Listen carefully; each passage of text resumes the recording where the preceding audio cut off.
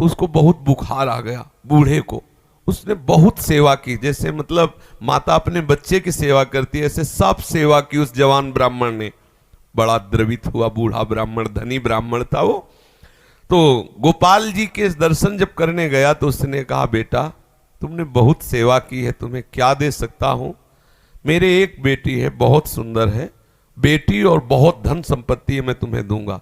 बोले देखो बाबा, तुम तो यहाँ बोल रहे हो, घर में तुम्हारे जवान लड़के हैं, हमारी पिटाई करेंगे।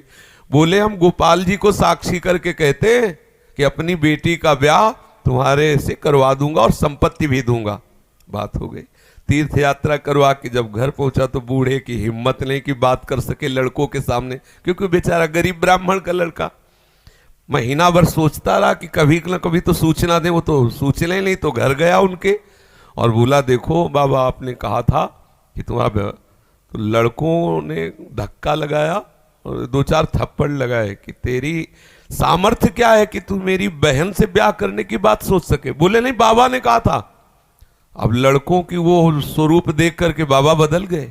उनका हमें नहीं याद है कि हमने कुछ कहा था। अब उसने कहा, अरे नहीं, तुमने तो गोपाल जी के सामने कहा था।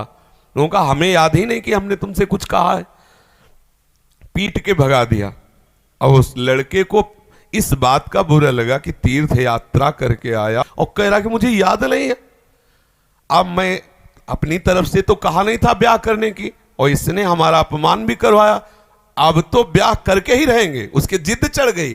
उसने पंचायत बुलाई और पंचायत में कहा कि इसने हमें तीर्थ यात्रा के लिए प्रेरित किया, तीर्थ यात्रा ले गया, मैंने इसकी सब सेवा की, इसने ठाकुर जी के सामने मेरे ब्याह की बात कही। तो बोले कोई और गवाही दो तब बात बनेगी। बोले गवाही में तो केवल हम ही और ये बुढ़ा और ठाकुर जी थे। तो बोले अब भाई गवाही तो दो में क्या, तुम जो कह रहे हो कि इन्होंने कहा, वो कह रहे नहीं कहा, तो तीसरा चाहिए। वो तीसरे में तो ठाकुर जी थे। तो बोले अगर गवाही दे दें तो ब्याह हम जबरदस्ती करवा देंगे। पंचायत पहले लगती थी गांव में, जैसे होता है ना न्यायालय, तो छोटा मोटा न्यायालय समझो गांव का। पंच लोग जो निर्णय कर देते थे फिर वही होता था। तो बुढ़े से कहा तो बुढ़ा राजी हो गया, क्योंकि उसे पता था गोपाल जी थोड़ी आएंगे।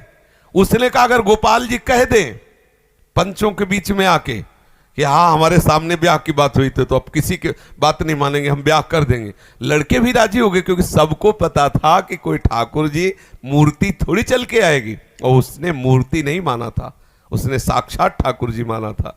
आया वृंदावन और ठाकुर जी का शयन हो गया था। अब वहां से अब वो बहुत परेशान कि अब कल तक हम रुके फिर ठाकुर जी से बात करें, तो ऐसा। अब दरवाजा बंद थे, खटखटाया, क्योंकि उसके लिए मूर्ति थोड़ी है। और कहा सुनो गोपाल जी, हम तुमसे ये पूछने आए कि वो जो वृद्ध ब्राह्मण था उसने कहा था कि नहीं तुम्हारे सामने ब्याह की बात।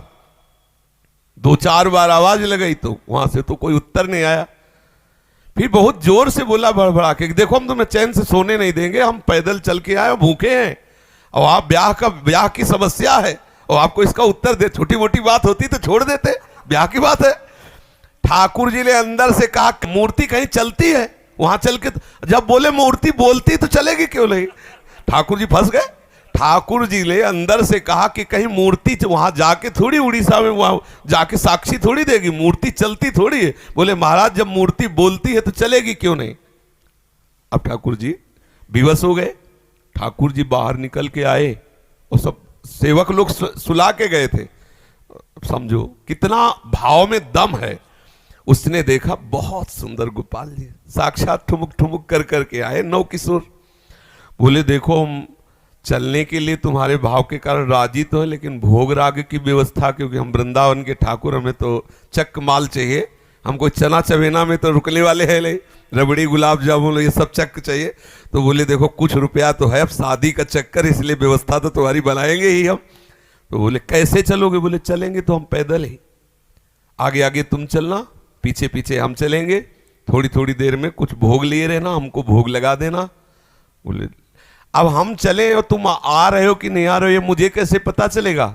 बोले नूपुरों की ध्वनि तुम्हें सुनाई देगी, अगर पीछे मुड़ के देख लिया तो जहां से मुड़ोगे वही हम खड़े हो जाएंगे, आगे नहीं चलेंगे। बात तय हो गई, चल दिए ठाकुर जी। अब आप देखो क्या मूर्ति है। अब वो बीच बीच में भोग लगाता हुआ जब अपने गांव के नजदीक पहुंचा तो सोचा केवल नूपुरे बज रहे हैं कि आ भी रहे हैं। मुड़ के देखा तो ठाकुर जी खड़े।